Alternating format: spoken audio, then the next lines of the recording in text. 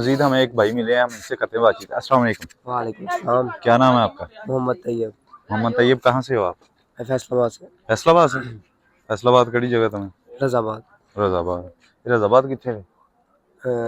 नासी ਦੇ ਲਾਗੇ। ना नासी ਕਿੱਥੇ? नासी नासी ਦਾ ਮੈਨੂੰ ਪਤਾ ਹੈ, ਮੈਂ ਗਿਆ ਹਾਂ ਉੱਥੇ। ਅੱਛਾ ਅੱਛਾ, ਗੱਲ ਸੁਣ, ਮੈਨੂੰ ਇਹ ਦੱਸ ਤੂੰ ਕਾਮਨ ਸੈਂਸ ਜਾਂ talent.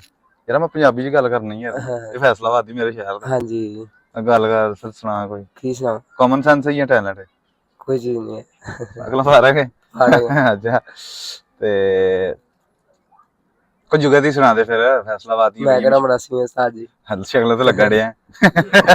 Same same same same same. ਅੱਛਾ, ਕੁਝ ਨਹੀਂ ਆਉਂਦਾ ਤਾਂ ਕੁਝ ਨਹੀਂ ਆਉਂਦਾ। ਨਹੀਂ, ਕੁਝ ਤਾਂ ਸੁਣਾ। ਨਹੀਂ ਕੁਝ ਨਹੀਂ ਆਉਂਦਾ। ਹਾਂ, ਫੈਸਲਾਬਾਦੋਂ ਇੱਥੇ ਕੀ ਲੈਣ ਆਇਆ? ਭੁੰਡੀ ਕੱਢਣ। ਉੱਥੇ ਕੋਈ ਨਹੀਂ? ਕਿਉਂ, ਕੋ ਲੱਭੀ ਆ ਫਿਰ ਇੱਥੋਂ? ਇੱਥੋਂ ਅਜੇ ਕੋਈ ਨਹੀਂ ਲੱਭੀ। ਇਹੋ ਜਿਹੀ ਸ਼ਕਲ ਤੇ ਫਿਰ ਕਿੱਥੋਂ ਲੱਭਣੀਆਂ ਨੇ? ਅੱਛਾ, ਸਵਾਲ ਤੇਰੇ ਨਾਲ ਇੱਕ ਕਰਾਂ?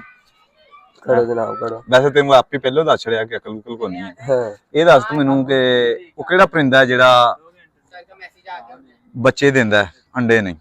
ਬੱਚੇ ਹਾਂ, ਬੱਚੇ ਦੇ ਨਾਂ ਅੰਡੇ ਨਹੀਂ ਦਿੰਦਾ। ਵੈਸੇ ਤੇ ਅਮੂਮਨ ਸਾਰੇ ਪਰਿੰਦੇ ਜਿਹੜੇ ਨੇ ਨਾ ਹਾਂ ਉਹ ਅੰਡੇ ਦਿੰਦੇ ਨੇ, ਫਿਰ ਬੱਚੇ ਉਹਨਾਂ ਚ ਹੁੰਦੇ ਨੇ, ਉਹ ਡਾਇਰੈਕਟ ਹੀ ਬੱਚੇ ਦਿੰਦਾ। ਚਮਕਾਦਰ। ਬਾਕੀ ਜੋ ਮਰਜ਼ੀ ਪੁੱਛਣਾ। ਬਸ ਹਾਂ, ਠੀਕ ਹੀ ਲੱਗਣ ਡਿਆ ਕਿ ਮੈਨੂੰ ਤੇਰਾ ਜਵਾਬ ਕੁਝ ਬਿਹਤਰ ਹੀ ਹੈ। ਚਮਕਾਦਰ ਉਹ ਬੱਚੇ ਦਿੰਦੀ ਹੈ? ਬੱਚੇ ਦਿੰਦੀ ਸ਼ਾਇਦ। ਨਹੀਂ ਕਨਫਰਮ ਦੱਸ। ਚਮਕਾਦਰ ਹੀ ਹੈ। ਅੱਛਾ ਚਲੋ ਸਹੀ ਹੈ, ਠੀਕ ਹੈ। ਹੁਣ ਤੁਸੀਂ ਦੱਸੋ। ਅਸੀਂ ਕਿਉਂ ਦਸੀਏ? ਸਵਾਲ ਤਾਂ ਪੁੱਛਿਆ ਨਾ। ਅਸੀਂ ਤੁਹਾਨੂੰ ਪ੍ਰੋਗਰਾਮ ਦੇ ਐਂਡ ਤੇ ਦੱਸਾਂਗੇ। Programme end. हाँ चलो ठीक हो गया जी। ओके बहुत शुक्रिया, बहुत अच्छा लगा भाईजान आपसे बातचीत करके, बहुत शुक्रिया।